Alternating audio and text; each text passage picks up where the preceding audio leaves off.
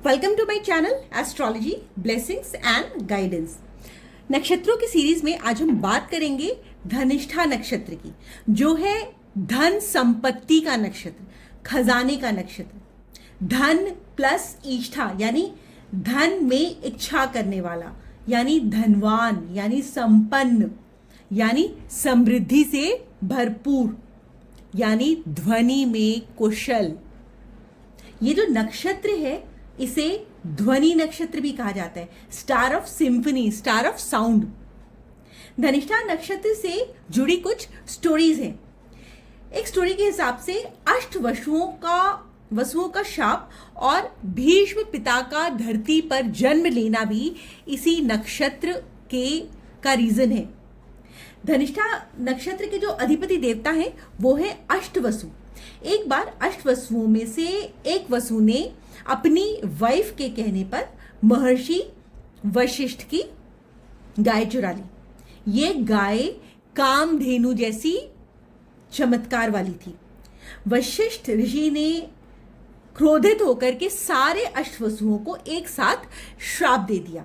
वो बहुत गुस्सा थे और उन्होंने श्राप दिया तो उन्होंने कहा कि आप सभी को धरती पर जन्म लेना पड़ेगा और धरती के पापों को भोगना पड़ेगा, धरती पे सारे कष्टों को भोगना पड़ेगा।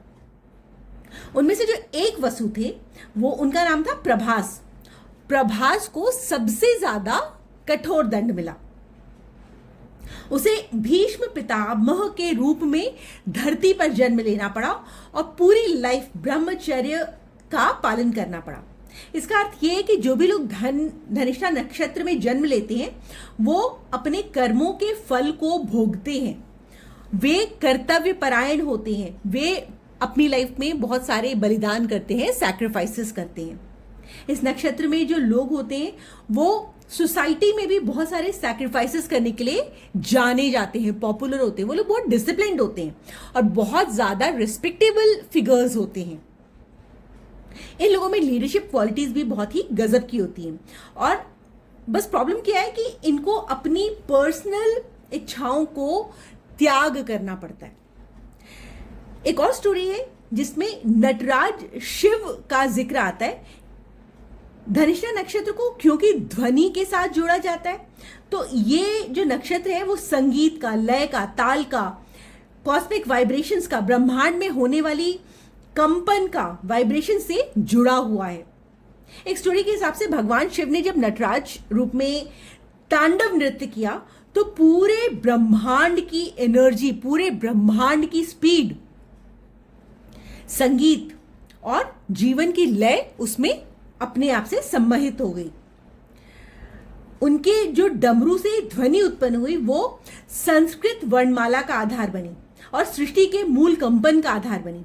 जो सृष्टि में कंपन होता है, जो आपको वाइब्रेशन सुनाई देती है, वो ब्रह्मांड को बैलेंस करने का प्रतीक है और वो धनिष्ठा नक्षत्र का मूल है, बेस है। धनिष्ठा नक्षत्र इस रीजन से संगीत का, लय का, कला का, क्रिएटिविटी का, एनर्जी का और आत्मा की चाल को डिनोट करता है। जो लोग ऐसे नक्षत्र में जन्म लेते हैं वो बहुत ज्यादा क्रिएटिव होते हैं, एनर्जी से ड्रिवन होते हैं, मतलब उनमें बहुत हाई एनर्जी होती है और उस एनर्जी को चैनलाइज करना बहुत जरूरी होता है। ऐसे लोग जो होते हैं समाज में प्रेरणा देने का काम बहुत अच्छा करते हैं। ये लोग बहुत अच्छे म्यूजिक लिसनर्स भी हो सकते हैं, ये लोग बहुत म्यूजिक लवर्स भी हो सकते हैं और ये लोग म्यूजिक अच्छा गा भी सकते हैं। तो इस रीजन से यदि ये लोग म्यूजिक की फील्ड में अपना करियर बनाए तो इनको लाइफ में बैलेंस मेंटेन करने में ज्यादा दिक्कत नहीं आती है, क्योंकि ये जिम्मेदारी लेने वाला नक्षत्र है, क्योंकि ये लीडरशिप क्वालिटीज को इम्बाइब किए रहता है। ये नक्षत्र, ये म्यूजिक का नक्षत्र है। ये जो नक्षत्र है ये क्योंकि सामाजिक नक्षत्र है, सामाजिकता को दिखाता है, तो इस वजह से ऐसे लोग अपनी फ्रेंडशिप को बहुत अच्छे से निभाते हैं। ये लोग टीम वर्क में बहुत निपुण होते हैं। ये लोग नेटवर्किंग करने में बहुत माहिर होते हैं। ये लोग बहुत ज्यादा एनर्जी से भरपूर होते हैं, बहुत पॉजिटिवली अपने आप को अपने एम्बिशन की तरफ चैनलाइज कर लेते हैं, इजीली चैनलाइज कर लेते हैं। नक्षत्रों की सीरीज में ये 23rd नंबर का नक्षत्र है और ये मकर राशि में आता है। इसके जो 2 चरण है वो मकर राशि में आते हैं, दो चरण है वो कुंभ राशि में आते हैं। ये मंगल जो है इसका नक्षत्र स्वामी है और इसके देवता 8 के 8 सारे वसु इसी के देवता है। ढोल, डमरू, वीणा इसका प्रतीक चिन्ह है। और ये जो नक्षत्र है वो तामसिक प्रवृत्ति का है, राक्षस गण को बिलोंग करता है, क्षत्रिय वर्ण को बिलोंग करता है, और ये मृग चरण को बिलोंग करता है। इसका जो पक्षी है वो है सिंह, और इसका जो बॉडी पार्ट जिसको ये रूल करता है वो है कान, यानी लिसनिंग बॉडी पार्ट। इसका जो ट्री है वो है शीशम, और स्वभाव में क्योंकि बहुत ज़्यादा पॉपुलर है, मतलब ऐसे लोग बहुत पॉपुलर होते हैं, तो ये लोग संगीत में यदि अपना करियर बनाए, ध्वनि में अपना करियर बनाए, तो बहुत अच्छा परफॉर्म करते हैं। तो इस प्रकार से यदि इस नक्षत्र के पॉजिटिव एट्रीब्यूट्स को अपनाया जाए और उस तरीके से अपनी लाइफ को जिया जाए, तो आप मंगल की एनर्जी को भी बहुत अच्छे से यूटिलाइज कर सकते हो। क्योंकि धनिष्ठा नक्षत्र का एक और पेड़ भी होता है शीशम। शीशम एक बहुत ही मजबूत, बहुत ही टिकाऊ और बहुत ही मल्टी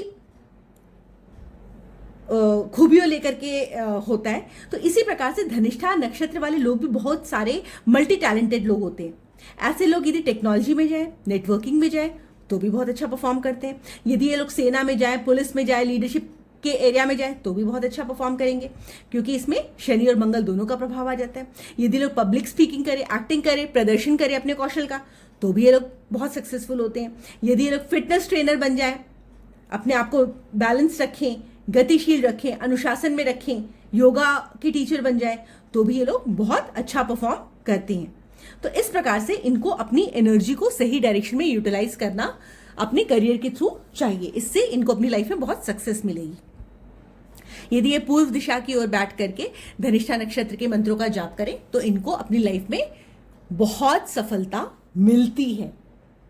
यदि आपको मेरी ये वीडियो पसंद आई हो, तो प्लीज चैनल को लाइक करिए, शेयर करिए और सब्सक्राइब करिए। Thank you so much for your support.